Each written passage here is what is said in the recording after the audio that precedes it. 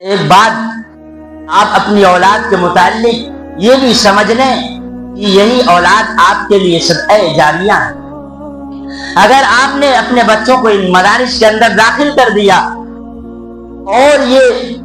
دینی علوم آپ نے ان کو دے دیے تو یہی اولاد آپ کے لیے باعث ثواب و اجر ہے اور باعث نجات ہے۔